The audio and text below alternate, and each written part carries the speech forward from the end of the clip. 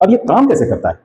तो हार्ट काम कैसे करेगा कि ये एंटीरियर और पोस्टीरियर वेना कावा क्या करता है, डीऑक्सीजनेटेड ब्लड पूरे बॉडी से लेकर के आता है और उसको राइट ऑरिकल में उड़ेल देता है, यानी राइट ऑरिकल में उसको पहुंचा देता है।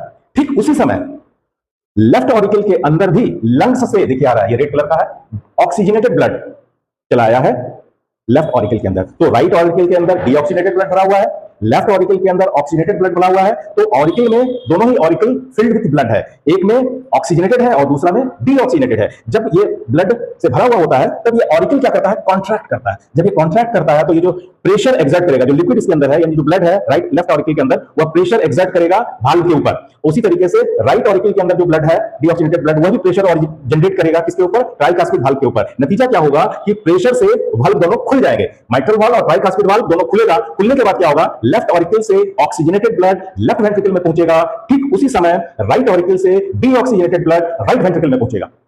जैसे ही ब्लड ऊपर से नीचे आ गया राइट वेंट्रिकल में, वेंट्रिकल क्या हो गया, भर गया है।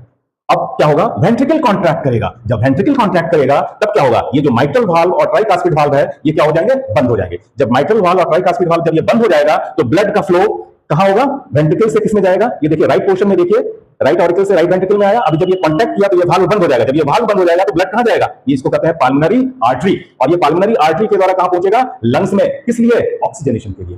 ठीक उसी समय लेफ्ट वेंट्रिकल से ऑक्सीजनेटेड ब्लड कहां जाएगा, ओरोटा के अंदर जाएगा। क्यों जाएगा, क्योंकि जैसे ही ये वेंट्रिकल कांटेक्ट करेगा ये जो ट्राइकास्पिड वाल्व है, ये जो कम्युनिकेशन है बिटवीन लेफ्ट ऑरिकल और लेफ्ट वेंट्रिकल के बीच में, वो बंद हो जाएगा और प्रेशर से ब्लड को कहां भेज दिया जाएगा, ओरोटा में भेज दिया जाएगा। और ये जो ओरोटा है वो ऑक्सीजनेटेड ब्लड को पूरे शरीर में डिस्ट्रीब्यूट कर देगा।